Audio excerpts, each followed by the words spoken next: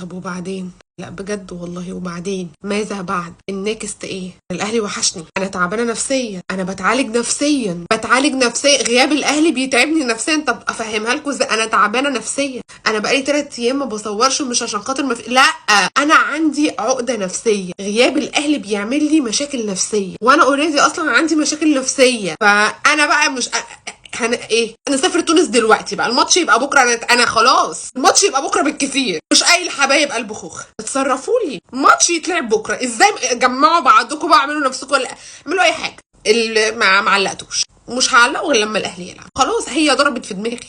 يعني ايه بقى؟ مش ما انا استنوا بقى، يعني ايه واحنا بنبدل؟ يعني بيرسي تاو واحمد عبد القادر رايحين الزمالك، واحنا خدنا زيزو وبن شرقي، وهو احنا بنبدل؟ كل واحد حاطط عينه في حياه التاني، الاهلي حاطط عينه في لعيبه الزمالك، والزمالك حاطط عينه في لعيبه الاهلي. ايه يا وسام؟ اما خلاص يا وسام، انا سبت كل اللي ورايا وقاعده لك يا وسام، نشوف بقى الستوري كل شويه، قلت لك صورته هو عامل كده، صورته هو عامل كده، صورته هو عامل في ايه، واحنا قاعدين بنحل استوديو التحليلي، وما عاوز تمشي امشي، انا تعبانه نفسيا بقول لك. الفيديو ده فيه اخر اخبار النادي الاهلي، ومش بس كده، الفيديو ده كله اخبار نكد، بس فيهم خبرين مش نكد، انا مش عارفه. اخبار طلعت بتقول ان نادي الزمالك بالفعل يريد ضم كل من بيرسي تاو واحمد عبد القادر، والكلام مش اشاعات، الكلام صحيح 100%. نادي الزمالك بالفعل في تفاوض بينه وبين بيرسي تاو، وعاوز بيرسي تاو عنده في الزمالك، وهكذا احمد عبد القادر. بالتوفيق، عنديش ادنى مشكله، ولكن انا مشكلتي مع الاهلاويه اللي طالعين بيهاجموا بيرسي تاو واحمد عبد القادر. لا كده بقى، كده انا اللي اقف لكم، واحنا نبقى بكحين، احنا صفينا لهم النادي، ما كفاضوش غير كابتن حسين لبيب، دولت مش على ذمتنا، خلينا وكستنا. حد يجي يقول لي وكستني ايه؟ صراحه هو ما فيش وكسه، بس انا اعصابي تعبانه، يعني انا بكلمكم بامان، انتوا اخواتي. نخف مسجات، بيرسي تاو واحمد عبد القادر في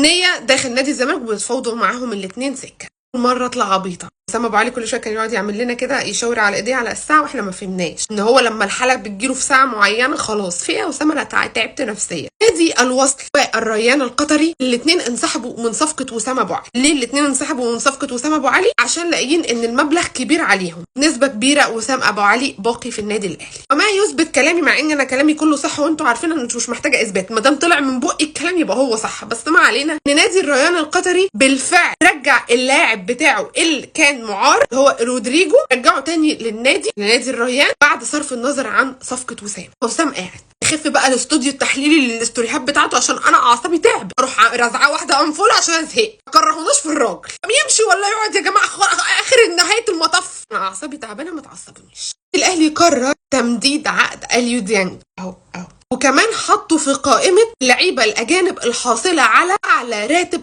سنوي. التقدير فعلا، التقدير يا اهلي 100. اليو ديانج من اللعيبه اللي منه لله كولر اللي هو مشاها، ما ينفعش انا واحد اكون بفهم كوره عندي لعيب زي اليو ديانج واعيره، ده لو مصاب هنزله، ما لهاش حل تاني. الله اكبر الله اكبر.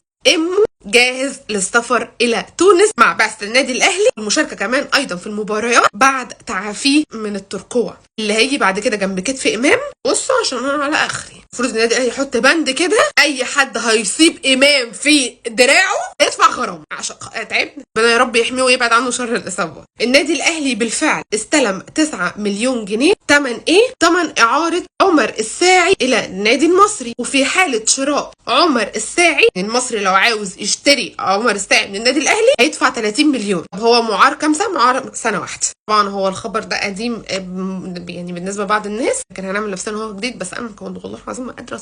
الاهلي وحشني، اللي عارف خلود كويس، ما بشربش القهوه وما بتفرجش على الاهلي، انا دي ما بتبقاش مظبوطه، اتجنن كده. ياسين مرعي قادما من نادي فاركو رسميا اهلاوي. ايه ده؟ خبر جديد، اتفاجئوا حبايب قلب خوخه. دي كانت اخبار النادي الاهلي. النادي الاهلي ان شاء الله سوف يسافر الى تونس يوم 18 يوليو الجاري اللي احنا فيه. كل التوفيق للنادي الاهلي، واللهم بلغنا رؤيه النادي الاهلي في اقرب وقت ممكن. الاهلي ما طلعش عندي بالحياه، ده طلع هو اصلا اساسه الحياه.